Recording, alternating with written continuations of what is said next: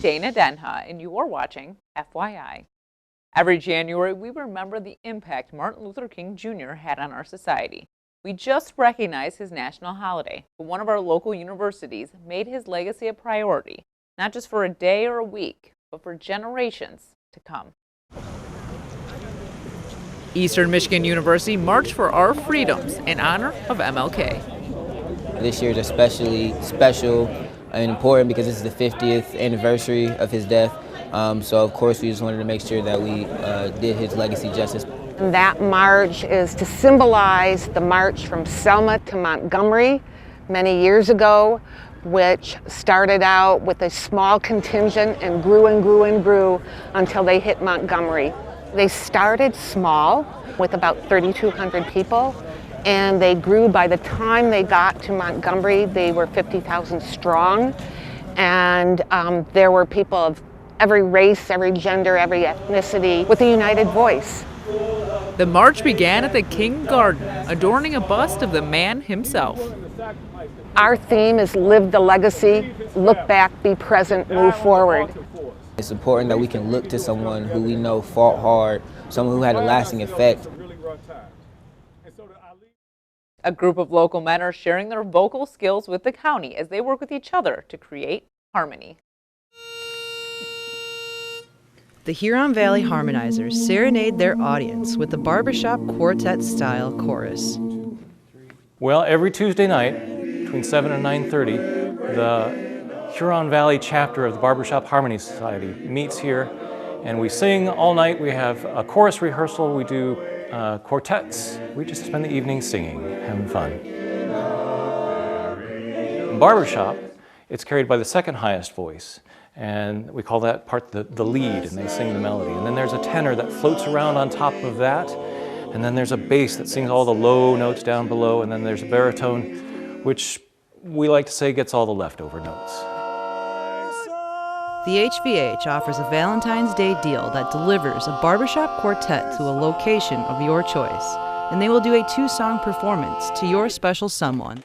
The joy of singing with other people is not something that enough people experience. Singing with other people brings you together in a way that nothing else does. We add voice to voice and create something that isn't there otherwise. So I think it's a great alternative to sitting around and watching TV and being by yourself, to come out and sing with other people and make magic happen.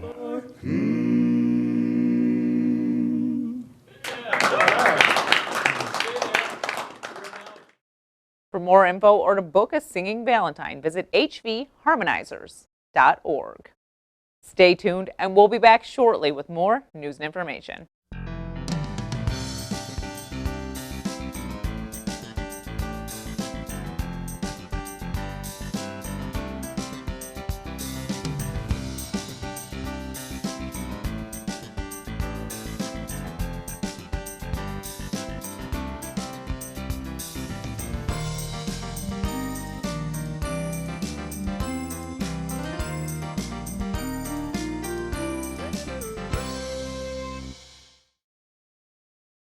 As a society, we have a tendency to judge people on their differences instead of accepting or even celebrating the individuals we are. The documentary film Me the Other explores our differences by focusing on 12 university students living in Washtenaw County. Joining me is one of those students, Hussain Haider. Welcome to the show. Hi Dana, thank you. So why don't you can you tell me a little bit about Me the Other, what it's about and how you got involved? Yeah, so the movie Me the Other is sort of a grassroots project that started up about 7 to 8 months ago with people involved in New York as well as in Michigan as well.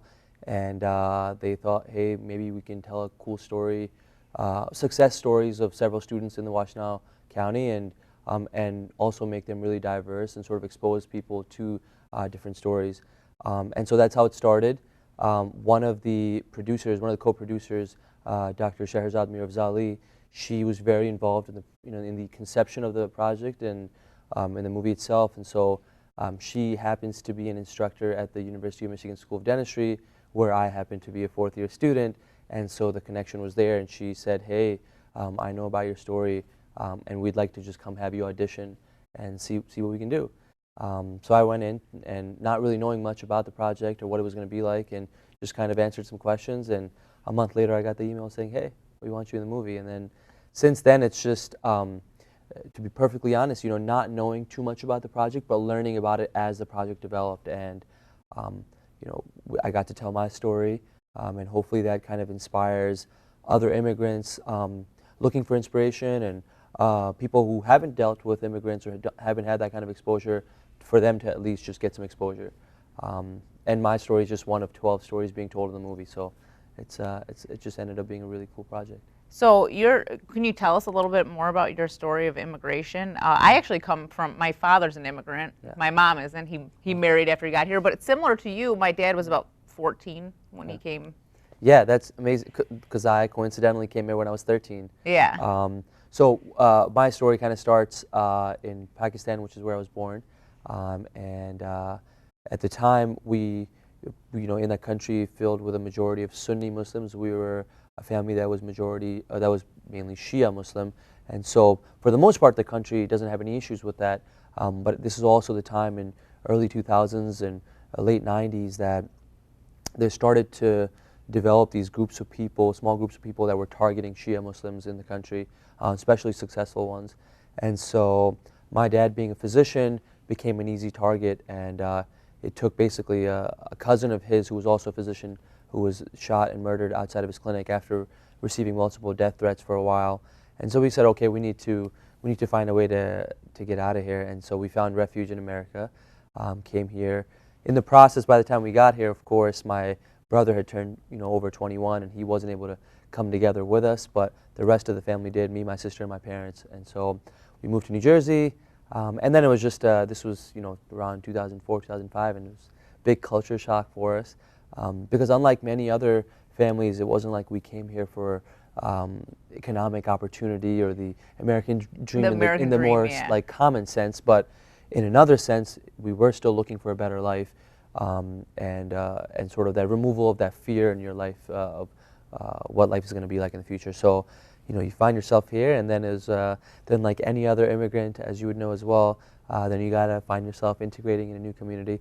Then, of course, being from a Muslim country, coming with a Muslim of a name as Hussain, has a lot of negative connotations as well, and so fighting prejudice and fighting discrimination along the way. I mean, I've had a lot of ups, but I've also had some downs, and so this movie kind of delves into that a little bit. And like I said, it's at the end of the day, it's a success story because I found myself trying to find a balance between the roots, where I come from, but also molding myself into a new personality that I was going to be in this new country. And it took years to sort of get to that hybrid of a personality and an identity. But by the time I would say I started dental school, or by the time I finished undergrad, I was just starting to get there. And then I took every opportunity that was out there for me to be successful and to integrate in the community. And the movie talks about this, the fact that the sort of the culmination or the peak of that was when during the third year of dental school at University of Michigan, I ended up getting elected as the student council president of the school. So that was kind of a big change from starting at the lowest point of the social order, just getting here as an immigrant, to finally being at such a fine institution in a professional school, and then becoming the president and the representative of the whole student community at the school. It was just something that in the moment I just did it, and then reflecting back on it, I said, wow, like where, you know, looking back to when I got here as a middle schooler, it's just such a huge change. So that's kind of the gist of the story. Mm-hmm. And like I said, that's just mine, and I think mine is a good story, but there are so many other more inspirational stories that are out there of immigrants doing bigger and better things. Mine just happens to be the one that gets talked about in this particular movie. All right, well, we're going to just take a quick look at the trailer to kind of get an idea of what some of the other people's stories are. So let's take a look at the trailer for Meet the Other. How do you explain to someone that someone else matters? It's hard. He was like younger than me, and like I was a cashier and he was a bagger, so it was just kind of like, I mean, he was really friendly and stuff like that, but I never thought twice. He told me almost immediately.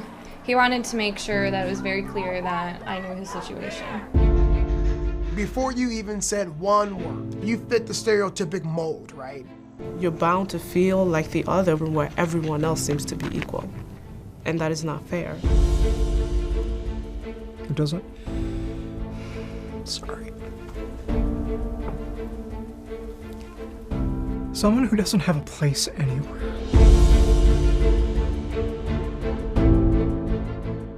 Right away, I was just in a totally different world.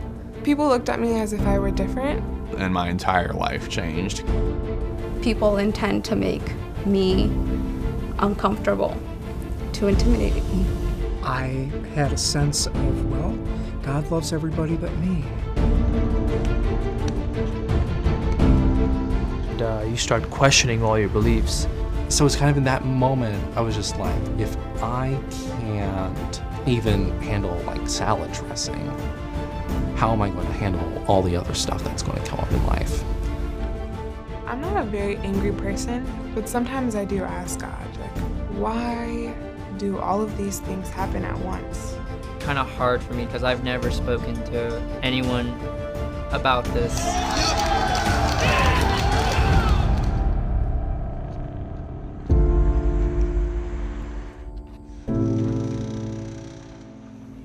I feel like I'm just like anyone else, but I'm not.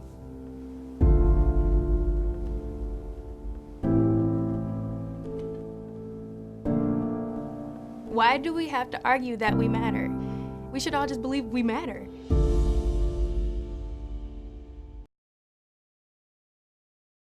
We're back with Hussain Haider, and he just filled us in on his story from Me the Other. And I'd like to know a little bit more about your story. You said you came here when you were 13. Could you speak the language already? So at the time, yeah, actually. So I was lucky enough where my parents had me in an English Urdu school back in Pakistan, in Karachi. And so I did have like a background on grammar and all those things. Of course, I had a very thick accent, which I lost over time. But yeah, luckily I was fortunate enough that I did know English coming in. Yeah. And you talked about being a Muslim. Was it hard coming to America and going to like a regular school and being a Muslim? Yeah, I mean, I think obviously post 2011, 2001. Yeah, because you came, what, 3 years later, yeah, 2004, so we came so pretty it was fresh. pretty new. And of course, being in New Jersey, so close to where everything happened, ground zero, now, given that the East Coast is still fairly diverse and it's nice in that sense, but there are still barriers that you have to overcome. I also didn't have the luxury of a very sort of subtle Muslim name. I had a very obvious Muslim name, and but what I ended up finding out was I had a lot of questions about the beliefs that I held after getting here. So growing up in a Muslim country, you just sort of take everything for granted. Yeah. Then you come here and then you question your beliefs all of a sudden, and so that was a beautiful path and a journey for me, because then it allowed me to learn more about the belief systems that I had, the religion that I had, and find answers, then come up with more questions and then find more answers. And it honestly made me more of a stronger person in my beliefs and in my views as well, and then finding a balance in the two as well. So sort of took every challenge, and then what I ended up doing was, in the long run, I realized this is my identity, and I'm going to try to represent my country and my religion in the best way possible. So then I found, pride in introducing myself as Hussain, because I said, well, then immediately they'll know this guy is Muslim, yeah. And then I can put a good impression on him. And so I kind of use that instead of being a negative thing, just as something positive that I could use every day. And so puts a little bit of added pressure of being a good, upstanding citizen at all times, but it's something. At least you're working for something bigger. Yeah. And there's some fun in that too. So let's talk about actually making the film. Were you able to meet some of the other people in the film? They're all local, and what did you maybe learn about yourself making this? Right. I actually didn't know any of the cast members coming in, but we had a big cast reveal party, so I met them, and So, you know, you talk a little bit here and there, and you get to know some of their stories and why they're part of the movie. But then we had a director's cut screening back in November, and that's when we really saw all the stories come together. Yeah. And there was a moment where the movie ended, and we got a standing ovation from a crowd of just family and friends, about 150, 200 people. And then the cast members just all got up, went to the front, and just had a massive, big group hug. And in that moment, we knew that we connected on some level as being part of this project together. And there are some really inspirational stories in there. There are stories of a gay couple, a transgender, who went through a lot. There are a couple stories of kids on part of DACA, and that being something that's a current topic. There are other stories of born and raised, you know, Michiganders, and there are stories of other immigrants as well. So a very cool combination of different stories, and that's why it's called Me the Other. Why do you feel like Washtenaw County was a good location to pick to shoot something like this? Yeah, I mean, starting from being a U of M student, go Blue, I have to say it's one of the most diverse campuses out there. And then Ann Arbor as a city just provides so much, and then on a large scale, Washtenaw County, same thing extends there. The community here is just so open and so diverse that the kind of stories that this movie was looking for were here. In fact, the director is from New York, and so last night we had the big screening, the world premiere for the movie, and he went up to the front and introduced himself, and he said, "Hey, I'm from New York." So I thought to myself, I come from the most diverse place in the whole world. Why would I go to Washtenaw County, Ann Arbor, to shoot this thing? And then he said, well, after being 8 months of being involved in this movie, I know why I'm here. This place is amazing. And even for him, coming from New York, he saw the value in this place and how diverse it is. So yeah, I think the cast members were just awesome. And then judging off the people that came yesterday, I mean, we had about 1,600 people show up to the world premiere yesterday. It was sold out. And then you realize, wow, everybody from a 3-month-old baby to old people, everything in the middle. It wasn't just students, it wasn't just adults, it was everyone. And that goes to show you the kind of level that this community's at in Washtenaw. All right, we're just about out of time, but if you want to tell people why they should take time out of their schedule and watch Me the Other. Yeah, I think it's so important these days more than anything else with everything that's going on in the world and in our country to expose ourselves of different stories. I think for me, one thing I realized is people only just fear things or hate things because they just don't know much about it. And so the minute you learn, the minute you start to appreciate and understand, and the fear and the hate goes away. And so Me the Other is a movie where you expose yourself to different stories, successes, downs, ups, and by the end of it, you hope that you know something more about these different people, and you have less fear of them, and you have less hate for them. And this movie's about love. So. All right, well, thank you so much for coming on the show. Thank you for having me, appreciate it. For more on this and other CTN programs, visit a2gov.org/watchctn. Thanks for watching, and tune in next time to FYI.